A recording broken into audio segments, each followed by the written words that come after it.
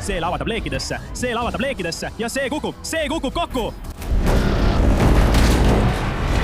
Enne kui lennukitest said taevakuningad, oli olemas veel suurem õhusõiduk, mida kunagi peeti kaugmaa reisimise tulevikuks ja mida nimetati õhulaevaks. See ei lenda suurte tiibade tõttu, vaid tõuseb õhku tänu tohututele gaasikottidele, mis on täidetud vesiniku või heeliumiga.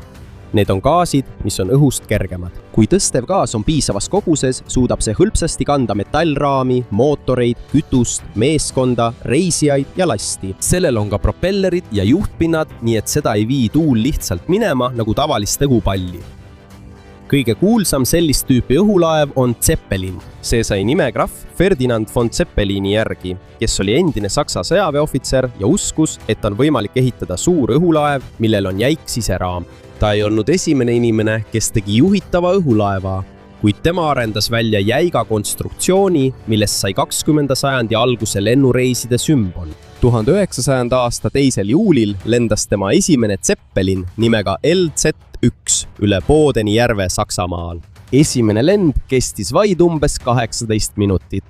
Sellega tekkisid ka probleemid juhtimise ja varustusega, kuid see tõestas, et tohutu jäiga metallraamiga õhusõiduk suudab lennata. See erineb oluliselt blimpist. Blimpil puudub sees jäik raam, ainult gaasirõhk hoiab selle kuju. Zeppelini sees on aga karkass. See koosneb pikkadest metalltaladest ja suurtest rõngastest. Seetõttu säilitab see oma kuju isegi siis, kui gaasirakud pole täielikult täidetud. Selle raami sees on palju eraldi gaasirakke. Nii et kui ühes osas tekib väike leke, ei kao kogu tõstev gaas kohe ära. Selle asemel võib õhulaevas õhk siiski püsida, kuni teised rakud töötavad. Raami välisküljel on õhuke kangas kate. See ei ole paks metallist soomus. Selle peamine ülesanne on anda kehale korralik kuju ja kaitsta sees olevat tuule ja ilmastiku eest. Kere all või külgedel asuvad mootorid ja propellerid. Need lükkavad õhulaeva edasi. Lisaks kasutab see pööramiseks suunatüüri ja kõrgustüürid tõstavad või langetavad lennusuunda. Kuid mootorid ei suuda kogu tööd ära teha. Tõstegaas kannab endiselt õhulaeva raskust. Seetõttu on iga kilogramm väga oluline. Raam, seinad, mööbel, varustus ja reisijate isiklikud asjad peavad kõik olema kerged. Kui kaal suureneb, väheneb reisijate või kauba kogus, mida see suudab kanda. Järgnevates disainides hakati kasutama duralumiiniumi. See on kerge, kuid vastupidav metalli sulamist, mis on peamiselt valmistatud alumiiniumist. Tänu sellele saab teha pikemaid ja suuremaid raame, ilma et sõiduk liiga raskeks muutuks. Mõnest Zeppelinis kasutati isegi niinimetatud goldbeater skinni. See on valmistatud väga õhukesest puhastatud veisesoole osast. Seda kuivatatakse, ühendatakse ja kinnitatakse kangale. See ei ole lihtsalt terve soolikas, mis on sisse riputatud. Seda töödeldakse õhukese membraanina, sest see on kerge ja tõhus ning takistab gaasi lekkimist. Suurte dirižaabli gaasirakkude valmistamiseks on vaja väga palju tükke. Nüüd, kui Zeppelin kasvab, muutub selle opereerimine samuti keerulisemaks. Meeskond peab jälgima gaasirõhku, kütuse ja veekogust, tuule suunda, temperatuuri ning dirižaabli tasakaalu. Kui vesinik soojeneb, paisub see ja tõstejõud suureneb. Kui see aga jahtub, tõmbub see kokku ja tõstejõud väheneb. Dirižaablil on kaasas ka vett või muid raskusi. Kui tahetakse kõrgemale tõusta, visatakse osa raskustest välja. Kui soovitakse laskuda, reguleerib meeskond gaasi ja lennusuunda. Zeppelini maandamine on samuti keeruline, sest see on väga suur. Paljud maapealsed töötajad hoiavad kõisi, et tuul seda minema ei viiks. Kui tuul on tugev, võib kogu dirižaabli minema lükata isegi siis, kui piloot on osav. Kuid tehnoloogia areneb endiselt edasi. 1909. aastal asutati Saksamaal Telag. Seda peetakse esimeseks lennufirmaks, mis vedas regulaarselt reisijaid õhusõidukitega. Kuid enne esimest maailmasõda tegid Zeppelinid üle 1500 lennu ja vedasid tuhandeid reisijaid. Enamik lende toimus Euroopas. Sel ajal ei ületatud veel regulaarselt Atlandi ookeani. Lende kasutati selleks, et tõestada, et õhureisid võivad olla tõeline transpordiviis. Pärast sõda muutusid õhulaevade plaanid veelgi suuremaks. 1928 aastal alustas lendamist LZ-127 Graf Zeppelin. Sellest sai üks ajaloo edukamaid jäigõhulaevu. 1929. aastal lendas see ümber maailma. See läbis Euroopa, Aasia, Vaikse ookeani, Ameerika Ühendriigid ja Atlandi ookeani enne reisi lõppu. Selle marsruuti kuulusid Friedrichshafen, Tokyo, Los Angeles ja Lakehurst, New Jersey's. Kogu reis kestis umbes 21 päeva koos peatustega. Aeg, mil see tegelikult õhus oli peaaegu 12,5 päeva. See polnud tavaline demonstratsioonlend. See oli suur rahvusvaheline sündmus, mida jälgisid ajalehed ja raadiojaamad. Iga peatuspaigas kogunes palju inimesi õhulaeva vaatama, sest polnud veel ühtegi teist lennumasinat, mis oleks olnud nii suur ja suutnud nii kaugele lennata. Graf Zeppelin näitas, et õhulaev suudab ületada suuri ookeane ja mandreid. See võis püsida õhus mitu päeva. Samuti ei vajanud see pikka stardirada, sest ei sõlpunud tiirusest õhku tõusmisel. See oli aeglasem kui lennuk, kuid kiirem kui ookeanilaev. Ja võrreldes laevaga ei olnud Atlandi ületamisel tugevat lainetust ega merehaigust. Reisijatel olid magamiskabiinid, söögiala, puhkeruum ja suured aknad. Nad said süüa korralikult. Soojatoitu serveeriti, samal ajal kui allpool oli näha merd, mägesid, linnu ja pilvi. Kuid sisemus ei olnud nii avar kui hotellis. Ruum oli endiselt piiratud, sest kõik pidi olema kerge. Kajutid olid väikesed, seinad õhukesed ja enamik mööblist lihtne. Isegi Graf Zeppelini paigutatud klaver oli spetsiaalselt kergemaks tehtud. Ka mugavus polnud igas dirižaablis ühesugune. Mõnel reisil võis sees olla külm, sest raske küttesüsteemi paigaldamine oli keeruline. Mootoritest tuli ka tugev heli ja vibratsioon. Ja kuna dirižaabel oli aeglane, oli see kauem ilma muutustele avatud. Siiski oli 20. ja 30. aastate rikastele reisijatele see kogemus ainulaadne. Nad ei pidanud end varajaste lennukite kitsastes kajutites kokku suruma. Nad võisid püsti tõusta, laua taga süüa, reisijate alal ringi jalutada ja maailma kõrgest aklast vaadata. Pilet oli ka väga kallis, nii et ainult vähestel oli võimalik lennata. See polnud massitransport, see oli luksusteenus. See oli mõeldud ärimeestele, ametnikele, kuulsustele ja rikastele reisijatele.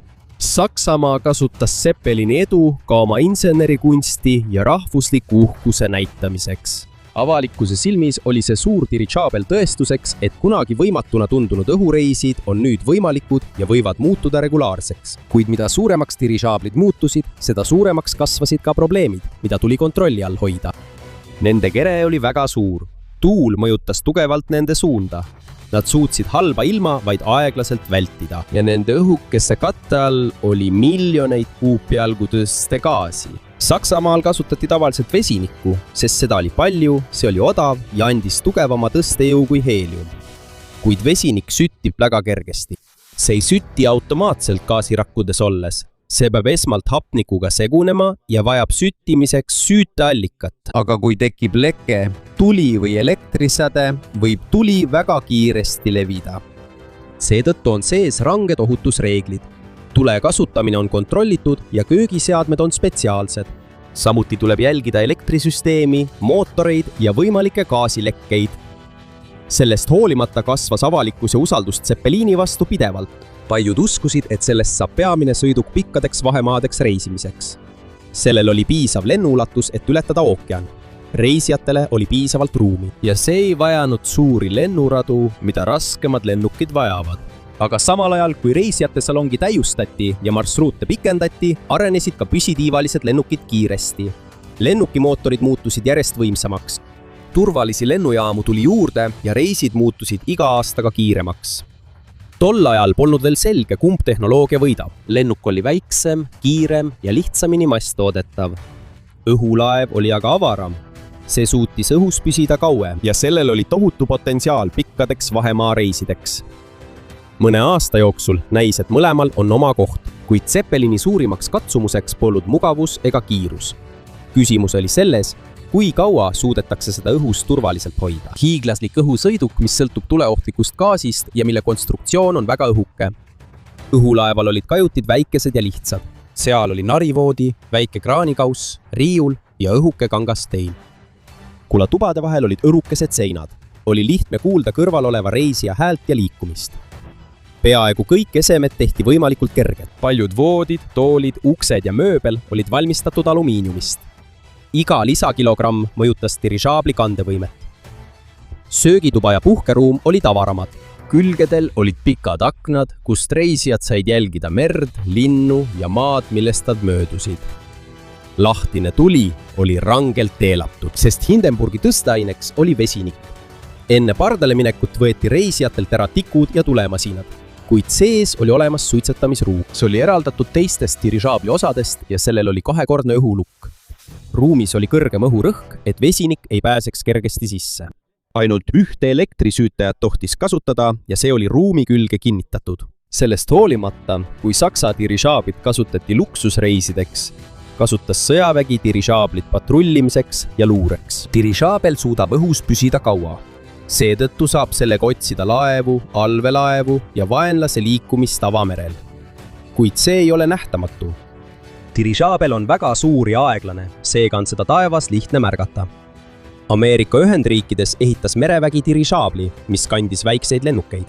Neid nimetati USS Akron ja USS Macon. Dirižaabli sees olid Sparrowhawki lennukid. Kui vaja, lasti need alla spetsiaalse riputi abil. Kui lennuk tagasi tuli, juhtis piloot selle dirižaabli alla ja kinnitas selle uuesti, samal ajal kui mõlemad olid lennus. Väikesi lennukeid kasutati vaenlase otsimiseks laiemal alal ja dirižaabli valvamiseks. Kuid nii Akron kui ka Macon kukkusid alla. Nad kasutasid heeliumi, seega polnud tulekahju nende allakukkumise põhjuseks. Need hävisid tugeva tormi ja dirižaabli kere probleemide tõttu. See näitas, et isegi kui heelium on tule eest ohutu, on dirižaablid siiski ohtlikud, kui need on väga suured ja satuvad äärmuslike ilmastikutingimuste kätte. Hiilium on ohutum kui vesinik, sest see ei põle. Aga 20. ja 30. oli ainult Ameerika Ühendriikidel suur tööstuslik heeliumivarustus. Ameerika valitsus pidas heeliumi strateegiliseks sõjaliseks ressursiks ja keelas selle ekspordi rangelt. Kuna Saksamaa ei saanud piisavalt heeliumi, kasutasid nad oma tsepeliinides vesinikku. See oli odavam ja andis tugevama tõstejõu, kuid süttis kergesti. Kui lekkis, segunes hapnikuga ja sai sädemest või leegist tuld. 1930. Aasta 5. oktoobril kukkus Põhja-Prantsusmaal alla Briti õhulaev R-101. Selle disainis oli probleeme, testimist oli vähe ja ilm oli halb, kui see Indiasse teele asus. Kui see lendas tugeva vihma ja tuulega, laskus see ning põrkas vastu kõngast Beauvais lähedal. Pärast kokkupõrget süttis vesinik. 54 pardal olnud inimesest hukkus 48. Selle tõttu lõpetas Suurbritannia oma suure jäiga dirižaabli programmi, kuid Saksamaa jätkas siiski. Nende insenerid uskusid, et katastroofi põhjuseks polnud ainult vesinik. Nende arvates olid suuremaks probleemiks vale disain, ebapiisav testimine ja halvad otsused. Mitme aasta jooksul ületasid Saksa tsepeliinid Atlandi ookeani turvaliselt, kuid peamine oht jäi alles. Nad lendasid tohutu suure õhusõidukiga ja selle sees oli miljoneid kuupjalgu vesinikku. Vaja oli vaid üht leket ja üht sädet, et kogu maailma usaldus dirižaablite vastu kaoks. 6. mail 1937 valmistus Hindenburg maanduma Lakehurstis, New Jersey's. See tuli Saksamaalt ja oli just ületanud Atlandi ookeani. Pardal 97 reisijat ja meeskonna liiget. Pardal olnud reisijad ja meeskond pidid viivituse tõttu ootama. Maandumine viibis halva ilma tõttu. Kui äikesetorm vaibus, lähenes dirižaabel maandumismastile ja lasi alla maandumiskõied. Vaid mõni hetk hiljem süttis selle tagaosa äkitselt põlema. Tuli levis kiiresti, kuna gaasirakkudes oli vesinik. Kogu dirižaabel kukkus maapinnale vaid umbes 32 sekundi jooksul. Sees hukkus 35 inimest ja üks maapealne meeskonnaliige sai surma. Kuid 62 pardal olnud inimest pääsesid eluga. Mõned pääsesid akendest ja ustest välja, kui põlevkere maapinnale lähenes. Teised hüppasid välja, kui reisijate tekk oli juba madalal. Tulekahju algpõhjus pole siiani täielikult kindlaks tehtud. Üks enim aktsepteeritud seletusi on see, et vesinik lekkis välja ja süttis elektrisädemest, kui ümbrus oli märg ja välgutorm käis. Õnnetusel oli suur mõju, sest see jäädvustati kaameraga. Kohal oli ka raadioreporter Herbert Morrison. Ta salvestas reportaaži Hindenburgi saabumisest, kui nägi, et see süttis põlema. Tema hääl ei olnud otse-eetris. Salvestist mängiti ette pärast õnnetust, kuid tema hirmu ja kurbus täis kõne tõttu tundsid inimesed juhtunud eriti tugevalt. Salvestise uudistekaadrid pandi kokku. Kino- ja raadiojaamades nägid ja kuulsid miljonid inimesed, kuidas endine luksusliku lennureisi sümbol maha põles. siin kadus paljude reisijate usaldus vesinikõhulaevade vastu lõplikult. Saksamaa lõpetas alles jäänud õhulaevade regulaarse reisijate veoteenuse. Ka uue Graf Zeppelin 2 kasutamine kommertsõhulaevana jäi ära, kuid mitte ainult Hindenburg ei olnud põhjuseks, miks suured õhulaevad kadusid. Juba enne katastroofi oli nende käitamine väga kallis. Nad vajasid tohutut angarit, sildumismasti, suurt maapealset meeskonda ja laia maandumisala. Tugeva tuulega oli neid samuti raske kasutada. Kuna nende kere oli väga suur, oli tormi ja külgtuule korral neid lihtne eemale lükata. Vaatamata oma suurusele ja kuludele, suutsid nad vedada vaid väheseid reisijaid. Samal ajal muutusid lennukid järjest kiiremaks ja suuremaks. Seda oli kiire mehitada, seda oli lihtsam maandada ja selle maa peal hoidmiseks polnud vaja sadu inimesi. Samuti sai rohkem lennukeid kasutada erinevatel marsruutidel. Kui üks läks katki, ei peatunud kogu teenus. Puuduvad kindlad tõendid selle kohta, et mingi salajane lennukifirmade grupp oleks tahtlikult õhulaevatööstuse hävitanud. Põhjus on lihtsam. Lennuk oli lihtsalt praktilisem. Teise maailmasõja ajal panustasid valitsused tohutult raha mootorite, transpordilennukite, pommitajate, hävitajate, lennujaamade ja lennuradade ehitamisse. Sõjavägi vajas kiirust ja võimet vaenlasest kõrvale põigata. Seda ei suutnud pakkuda suur ja aeglane jäik õhulaev. Pärast sõda olid lennukid valmis pikkadeks reisijate marsruutideks. Reis oli kiirem, lennukid suutsid vedada rohkem reisijaid ja lennujaamad olid juba olemas paljudes maailma paikades. Õhulaevad ei suutnud sellise süsteemiga enam konkureerida. Väiksemaid mittejäiku õhulaevu kasutatakse siiski veel reklaamiks, jälgimiseks, patrullimiseks ja eriülesanneteks. On olemas ka kaasaegseid projekte kaubaveoks ja pikakestusega lendudeks. Kuid suurte reisijate Zeppeliinide ajastu ei tulnud enam kunagi tagasi. Nad ei kadunud sellepärast, et neist poleks kasu olnud. Nad kaotasid kõrgete kulude, aeglase reisi ja halva ilma kombinatsioonile. Järgnes järgmine katastroof ja lennukite kiire areng. Hindenburg on nende allakäigu kõige meeldejäävam sümbol. Kuid tõeline õhulaevade lõpp saabus siis, kui tuli kiirem, odavam ja lihtsam viis lendamiseks. 1940. Aasta märtsis andis Saksamaa valitsus korralduse viimase 2 suure Zeppeliini lahtivõtmiseks. LZ-127 Graf Zeppelin ja LZ-130 Graf Zeppelin II. Nad ei lennanud enam reisijate õhulaevadena. Nad seisid lihtsalt suurtes angaarides Frankfurdis, samal ajal kui teine maailmasõda laienes. Nende duralumiiniumraamid lõigati tükkideks, mootorid eemaldati ja teised osad võeti lahti. Väärtuslikud metallid sulatati uuesti üles sõjatööstuse jaoks. Hävitati ka angaarid, mis olid kunagi Saksamaa suurimate õhulaevade koduks. Kaduma ei läinud sugugi väikesed õhusõidukid. Graf Zeppelin oli üks ajaloo edukamaid õhulaevu. See reisis erinevatel kontinentidel, ületas Atlandi ookeani mitu korda ja tegi uurimislennu Arktikasse. Kuid sõja saabudes polnud enam piisavalt põhjust seda alles hoida. Õhulaev oli vaenlase eest peitmiseks liiga suur. Selleks oli vaja suurt angaari, palju meeskonda ja hoolikat tegutsemist enne õhkutõusu või maandumist. See ei suutnud ka sõjalennukitega sammu pidada. Kui seda taevas märgati, oli seda lihtne jälitada ja alla tulistada. LZ-130 Graf Zeppelin II pidi algselt saama Saksamaa järgmiseks suureks reisijate õhulaevaks. Kuid see ei alustanud kunagi regulaarset kaubanduslikku teenust. Seda kasutati katsetuslendudel, avalikel demonstratsioonidel ja mõnel missioonil, enne kui tegevus 1939 aastal täielikult lõpetati. Kui lammutamist alustati, oli jäikade reisijate õhulaevade ajastu läbi. Kadus ka kogu süsteem, mis oli vajalik selle toetamiseks. Pole enam suurt laevastikku, pole enam regulaarseid marsruute, pole enam palju jaamu koos väljaõppinud maapealse meeskonnaga. Ja pole enam ühtegi ettevõtet, kes oleks valmis kulutama tohutuid summasid õhulaevale, mille lennuk on juba kiiruse ja kulude poolest üle trumpanud.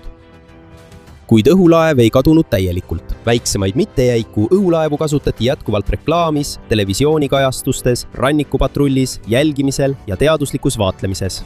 Mittejäik õhulaev on lihtsam kui vana Zeppeliin.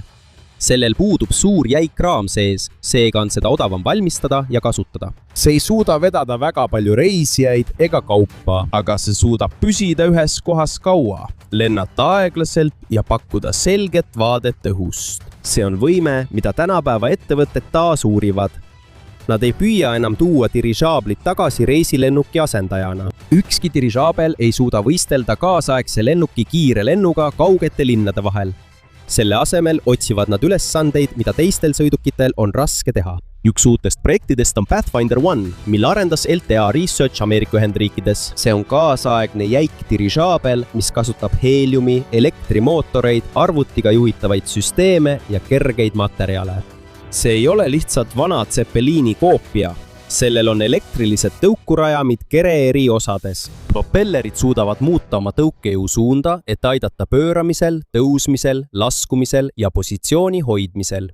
See kasutab ka sensoreid ja arvutit, et jälgida kogu dirižaabli tasakaalu, tuult, suunda ja liikumist. Oktoobris 2024. 2024 sooritas Pathfinder 1 oma esimese vabaõhulennu ilma köieta Moffett Federal Airfieldil Californias.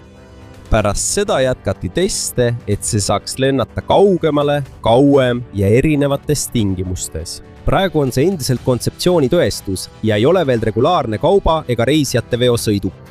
LTA Researchi eesmärk on kasutada seda tehnoloogiat transpordis ja humanitaarmissioonidel. Kui toimub tugev maavärin, taifuun või üleujutus, saavad tihti kahjustada teed, sillad, lennurajad ja sadamad. Siin võib õhulaev olla väga kasulik. See ei vaja pikka lennurada, et õhus püsida. See võib viia sidevahendeid, meditsiinitarbeid, toitu, vett ja päästemeeskonda raskesti ligipääsetavatesse piirkondadesse. Aga kõigepealt peab see tõestama, et on tegelikes operatsioonides ohutu. Pole piisav, kui see suudab lennata ainult hea ilmaga. See peab vastu pidama tuule muutustele, vihmale, pikkadele missioonidele ja korduvkasutamisele ilma tõsiste probleemideta. Prantsusmaal töötab Flying Whales välja veelgi suuremat kaubalennulaeva. Seda nimetatakse LCA 60T-ks. Selle peamine eesmärk on vedada kuni 60 tonnist kaupa. See ei pea kogu kerega maanduma, et kaupa peale võtta või maha laadida. See võib jääda õhku hõljuma, samal ajal kui kaabel ja tõsteseadmed lastakse alla. Selle töö on nagu lendaval kraanal. See võib võtta pika tuuleturbiini labatehasest ja viia selle mägedesse. See võib samuti transportida ehitusmaterjale, mobiilset haiglat, suurt generaatorit, puitu või raskeid seadmeid piirkondadesse, kus puuduvad korralikud teed. See on oluline, sest on olemas lasti, mida kopter ei suuda tõsta ja mida on raske veoautole laadida. On olemas tuuleturbiini labasid, mis on nii pikad, et tee tuleb laiendada, postid eemaldada, liiklus sulgeda ja puud maha võtta enne, kui neid saab kohale toimetada. Kui LCA 60T töötab, suudab see neist takistustest mööda minna, lennates otse sihtkohta. Oktoobris 2025 teatas Flying Whales, et nad on juba katsetanud hajutatud elektrilist tõukejõusüsteemi oma dirižaabli jaoks. Ettevõtte plaanib alustada esimese seadme kokkupanekut 2027 aastal, millele järgnevad lennu- ja sertifitseerimistestid ning eesmärgiks on alustada kaubanduslikku tegevust 2029 aastal. Projektil on suur potentsiaal, kuid sellel on veel palju tõestada. Kui dirižaabel maha laadib 60 tonnise kauba, väheneb selle kaal järsult. Kui puudub kiire juhtimissüsteem, võib see liiga palju tõusta. Seetõttu peavad tõukurajamid, ballastisüsteem, kaabel ja arvutipõhine juhtimine töötama koos, et dirižaabel püsiks stabiilsena. Seda on raske kasutada ka siis, kui tuul pidevalt muutub. Dirižaabli küljed on väga suured. Kui sellele tabab tugev külgtuul, muutub kogu kere justkui suureks purjeks. Mootorid peavad suutma takistada kaldumist ja eemale triivimist, kui raske last on all rippumas. Ühendkuningriigis on veel üks kaasaegne projekt nimega Airlander 10. See on hübriidlennuk, sest tõstejõudu ei anna ainult heelium. Ka keha kuju ja mootorid aitavad lennates kaasa. See on loodud piirkondlikuks reisijate veoks, kaubaveoks, turismiks, seireks ja sõjalisteks missioonideks. Selle arendaja sõnul suudab see vedada üle 100 reisija või umbes 10 tonni kaupa. See suudab samuti püsida õhus mitu päeva seire- ja sidemissioonide jaoks. Selle ametlik sertifitseerimisprotsess on Ühendkuningriigi tsiviillennundusametis juba alanud. Kuid enne regulaarset reisijate vedamist peab see läbima veel ulatuslikud testid. Sellise lennuki võimalikud kasutusviisid ei piirdu ainult kaubaveoga. See võib ka merd jälgida ja abi pakkuda. See võib otsida ebaseaduslikke kalalaevu, naftareost, kadunud laevu või inimesi, kes vajavad päästmist. See võib samuti ajutise sidejaamana õhus tegutseda. kui mobiilimast pärast katastroofi puruneb, võib õhulaev tuua antenni ja jääda ühte kohta kauemaks kui tavaline helikopter. See on kasulik ka teadusuuringuteks. Kuna lennukkiirus on aeglane ja vastupidavus suur, saab õhulaeva kasutada uurimistöös. Metsad, elusloodus, liustikud, atmosfäär ja kliimamuutused. See teeb ka vähem müra kui helikopter, nii et loomad allpool ei ehmu ega põgene kohe. Aga see ei tähenda, et kõik selle missioonid oleksid automaatselt odavamad. Heeliumi hind on kõrge. Samuti on vaja suurt ala kokkupanekuks, hoolduseks ja ladustamiseks. Hiiglaslikku õhulaeva ei saa lihtsalt õue jätta, kui on tugev torm. See tuleb panna turvalisse kohta või teisaldada enne ilma halvenemist. Sertifitseerimine on samuti väga kallis. Iga struktuur, juhtimissüsteem, elektriline komponent, hädaprotseduur ja lennutingimus tuleb üle vaadata. Kui see hakkab vedama reisijaid, peab see vastama rangetele ohutusstandarditele, mida kasutatakse teistes kommertslennukites. Seda protsessi ei tohi kiirustada. Tõsine õnnetus võib taas hävitada avalikkuse usalduse. On ka probleem kiirusega. Kui on vaja kiiresti ravimeid, päästemeeskonda või sõjaväevarustust kohale toimetada, on lennuk või helikopter siiski kiirem. Kui on olemas sadam ja meri on rahulik, suudab laev vedada rohkem kaupa madalamate kuludega. Kui on maantee, on endiselt lihtsam kasutada veokit. Seetõttu ei asenda õhulaev veel kõiki transpordiviise. See muutub oluliseks ainult siis, kui sihtkohas pole lennurada, pole teed, sinna on raske jõuda või on vaja pikemat aega õhus viibida. Just seal saab see tõestada oma tõelist väärtust. Õhulaeva tulevik ei sõltu nostalgiast. Pole piisav, et see näeb hea välja või on taevas imetlusväärne vaadata. See peab suutma vedada kaupa madalamate kogukuludega. See peab suutma lennata turvaliselt ka siis, kui ilm muutub.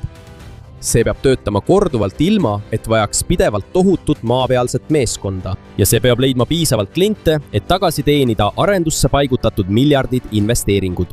Kui see õnnestub, võib maailm taas näha suuri dirižaableid lendamas metsade, mägede, mere ja katastroofidest laastatud alade kohal.